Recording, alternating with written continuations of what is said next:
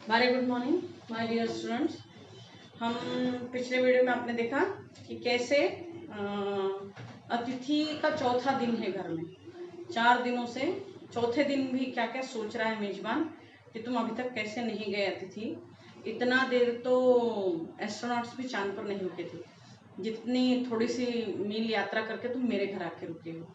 और तुमने अभी तक यहाँ का क्या क्या देख लिया, मैंने कैसे तुम्हारा आतिथ्य सत्कार किया। लेकिन इस आशा से आतिथ्य सत्कार किया था कि तुम एक अच्छी शानदार मेहमान नवाजी की छाप लेकर कल रेल की यात्रा करके चले जाओगे, पर ऐसा होता नहीं है और मेहमान अभी भी रुका हुआ है। देखते हैं आगे कैसे कि हमने तुम्हारे सम्मान में वो अतिथि हमने रात के भोजन को एकाएक, यहाँ से ले रही हूँ मैं थोड़ा सा, एकाएक उच्च मध्यम वर्ग के डिनर में बदल दिया था। तुम्हें स्मरण होगा कि 2 सब्जियों और रायते के अलावा हमने मीठा भी बनाया था। इस सारे उत्साह और लगन के मूल में एक आशा थी कि दूसरे दिन किसी रेल से एक शानदार मेहमान नवाजी की छाप अपने हृदय में ले तुम चले जाओगे, पर ऐसा हुआ नहीं। हम तुमसे रुकने के लिए आग्रह करेंगे मगर तुम नहीं मानोगे और एक अच्छे अतिथि की तरह चले जाओगे, पर ऐसा नहीं हुआ। दूसरे दिन भी तुम अपनी अतिथि सुलभ मुस्कान लिए घर में ही बने रहे।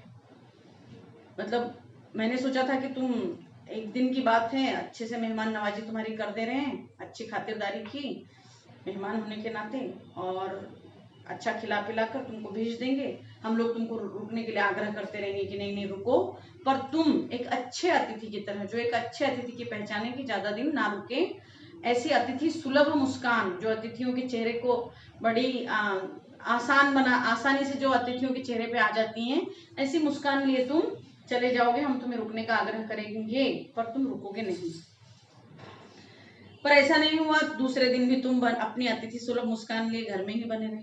अतिथि सुलभ मुस्कान इसके लिए कहा है कि तुम वही जो मुस्कान चेहरे पे अतिथि की होती है उसको लिए, उसको वैसे ही बरकरार रखे। तुम आज भी, अभी भी, दूसरे दिन भी मेरे घर में बने रहे। अभी तो आज चौथा दिन हो गया है, तब भी तुम बने रहे। हमने अपनी पीड़ा पी ली, तकलीफ तो बहुत हुई हमको, हमने अपनी पीड़ा पी ली और प्रसन्न बने रहे और प्रसन्नता दिखाते रहे कि चलो ठीक है, रुक गया है, मेहमान है। स्वागत सत्कार के जिस उच्च बिंदु पर हम तुम्हें ले जा चुके थे, वहां से नीचे उतर हमने दोपहर के भोजन को लंच की गरिमा प्रदान की। अब स्वागत सत्कार इतना अच्छा किया था तुम्हारा पहले आने के बाद, थोड़ा नीचे उतरे लेकिन फिर भी लंच बनाया। दोपहर के भोजन को हमने लंच का गरिमा प्रदान की, मतलब लंच जैसा बनाया, 2-3 व्यंजन के साथ ही आज भी परोसा। रात्रि को तुम्हें सिनेमा दिखाया, ये सोचकर कि चलो ठीक है एक दिन की बात और है, रात्रि को सिनेमा भी दिखाया। हमारे सत्कार का यह आखिरी छोर है, अब ये अंतिम सिरा है हमारे सत्कार का।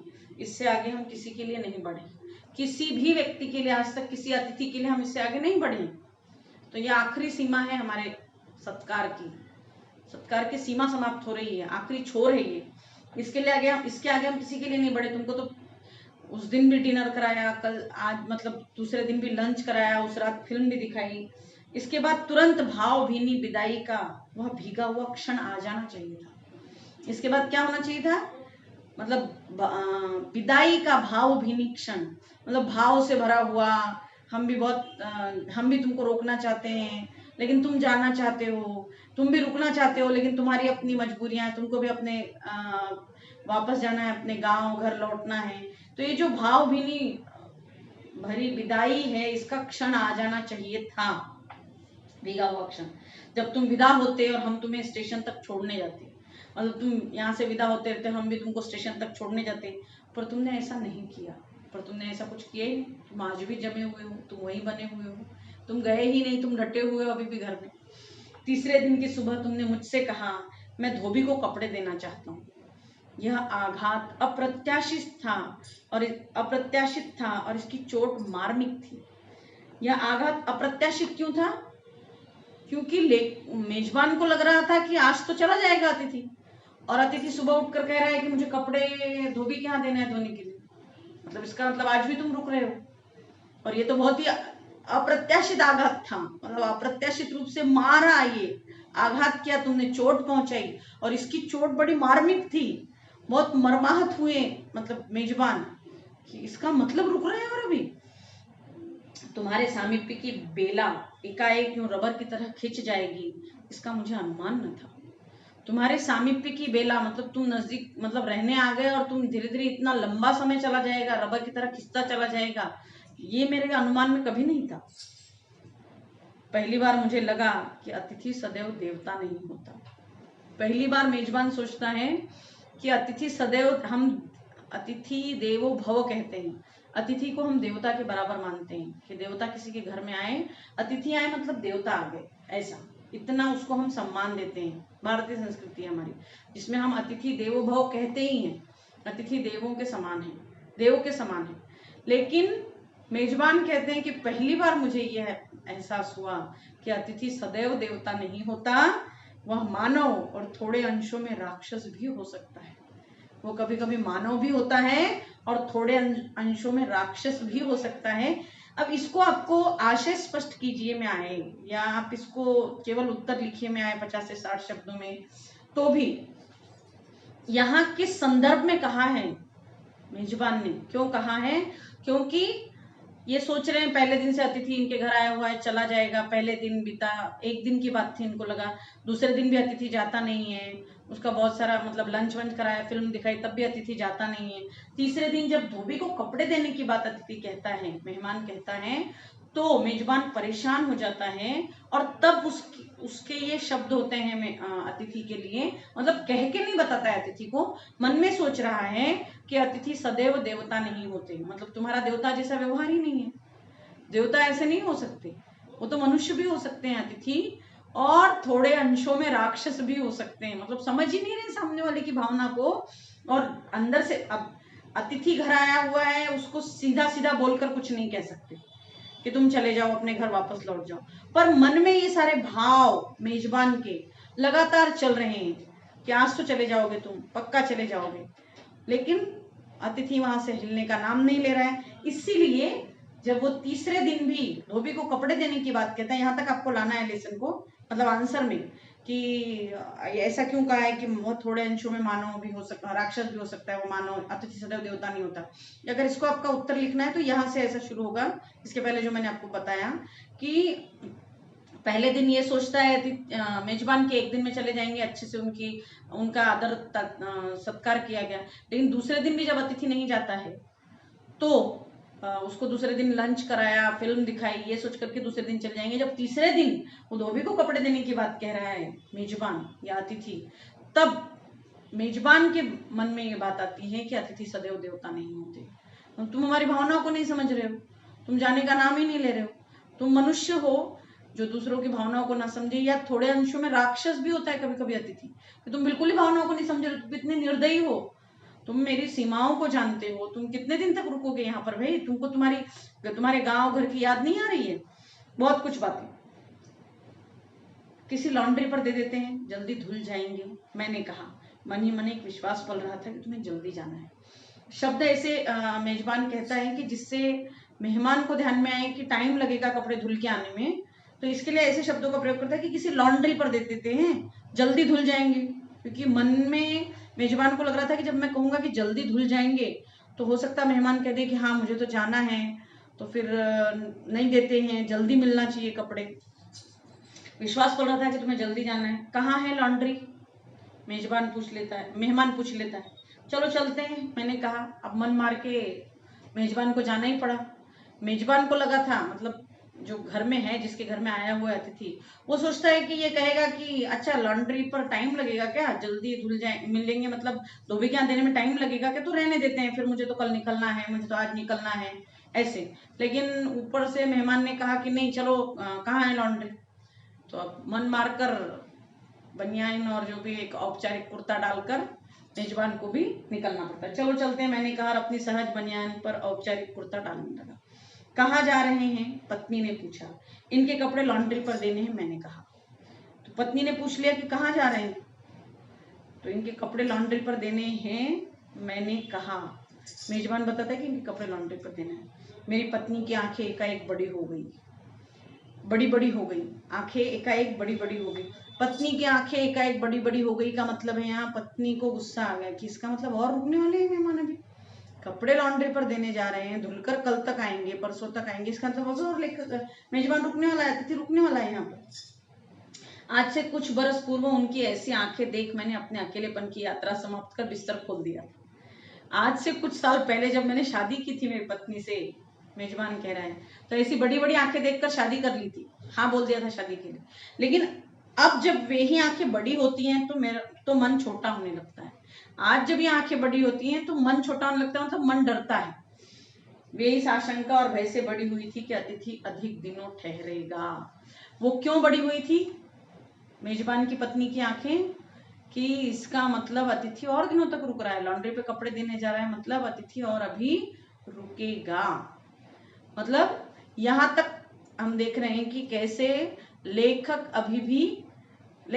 मेजबान अभी भी परेशान है और मेहमान गया नहीं है। और आशंका निर्मूल नहीं थी। अतिथि तुम जा नहीं रहे, लॉन्ड्री पर दिए कपड़े धुलकर आ गए और तुम यही हो। तुम्हारे भरकम शरीर से सलवटे पड़ी चादर बदली जा चुकी और तुम यही हो। तुम्हें देखकर फूट पड़ने वाली मुस्कुराहट धीरे धीरे फीकी पड़कर अब लुप्त हो गई है।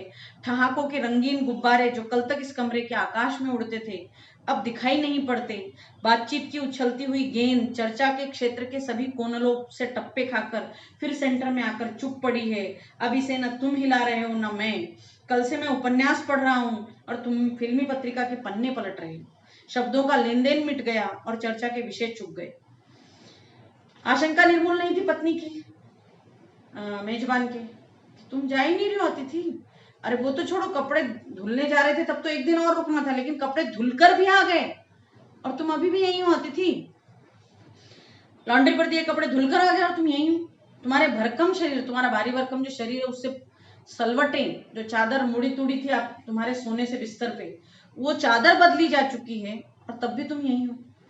तुम्हें देखकर फूट पड़ने वाली मुस्कुराहट, तुमको देखकर जो एक मुस्कुराहट से फूट पड़ती थी, तुम्हें देखकर जो एक मुस्कुराते हुए मैं तुमसे मिलता था, धीरे धीरे फीकी पड़कर अब लुप्त हो गई है। धीरे धीरे फीकी पड़ गई है और अब तो समाप्त हो गई। तुमको देखकर अब मुस्कुराहट भी नहीं आती मुझे। जो ठहाकों के रंगीन गुब्बारे ने शुरू में जो मिले तो बहुत सारे ठहाके लगाए, बहुत सारे विषयों पे बातें की, जो कल तक इस कमरे के आकाश में उड़ते थे। कमरे का आकाश जिसमें गुब्बारे उड़ते थे, मतलब किसी न किसी विषय को लेकर बातचीत होती थी, हंसी मजाक होता था, वो भी अब नहीं दिखाई पड़ते, वो भी बातें खत्म हो गई। बातचीत की उछलती हुई गेंद, मतलब बातचीत चलती रहती थी किसी किसी विषय को लेकर। नए नए तुम मेरे यहाँ आए थे तो कुछ विषयों पे बातचीत चलती रहती थी, तो उछलती हुई गेंद, कभी तुम कुछ बात कहते थे, कभी मैं उधर से कुछ कहता था।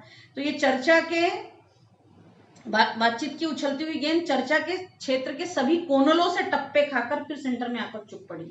तो ये जो बातचीत की गेंद उछलती रहती थी, ये तो सभी क्षेत्रों को छू चुकी है, सभी कोनलों से टप्पे खाकर सेंटर में आकर अभी चुपचाप वहीं पड़ी हुई है। ना तुम बात कर रहे हो, ना मैं तुमसे बात कर रहा हूँ, ना तुम बात कर रहे हो।